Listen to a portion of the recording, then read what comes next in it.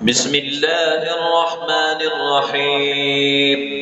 تبارك الذي بيده الملك وهو على كل شيء قدير. الذي خلق الموت والحياة ليبلوكم أيكم أحسن عملا وهو العزيز الغفور.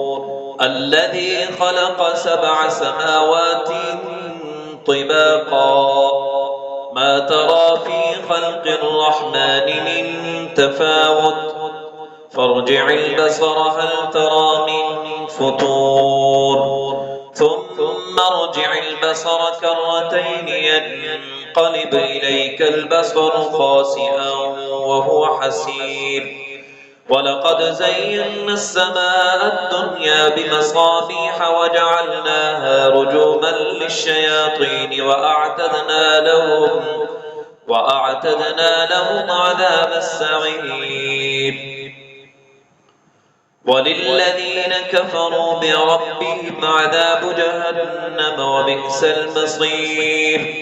إذا ألقوا فيها سمعوا لها شهيقا وهي تفور تكاد تميز من الغيظ كلما ألقي فيها فوج سألهم خزنتها ألم يأتكم نذير قالوا بلى قد جاءنا نذير فكذبنا وقلنا ما نزل الله من شيء إن أنتم إلا في ضلال كبير. وقالوا لو كنا نسمع أو نعقل ما كنا في أصحاب السعير فاعترفوا بذنبهم فسحقا لأصحاب السعير. إن الذين يخشون ربهم بالغيب لهم مغفرة وأجر كبير. وأسروا قولكم أو اجهروا به إنه عليم بذات الصدور. ألا يعلم من خلق وهو اللطيف الخبير. هو الذي جعل لكم الأرض ذلولا فامشوا في مناكبها وكلوا من رزقه وإليه النشور. أأمنتم من في السماء أن يخسف بكم الأرض فإذا هي تمور أم أمنتم من في السماء أن يرسل عليكم حاصبا فستعلمون كيف نذير. ولقد كذب الذين من قبلهم فكيف كان نكير.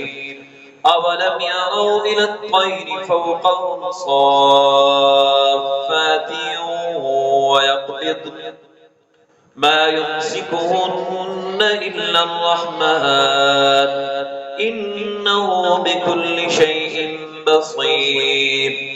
أمن هذا الذي هو جند لكم ينصركم من دون الرحمن إن الكافرون إلا في غرور. أمن هذا الذي يرزقكم إن أمسك رزقه بل لجوا في عتو ونفور. أفمن يمشي مكبا على وجهه أهدى أمن يمشي سويا على صراط مستقيم. قل هو الذي أنشأكم وجعل لكم السمع والأبصار والأفئدة قليلا ما تشكرون. قل هو الذي ذراكم في الأرض وإليه تحشرون.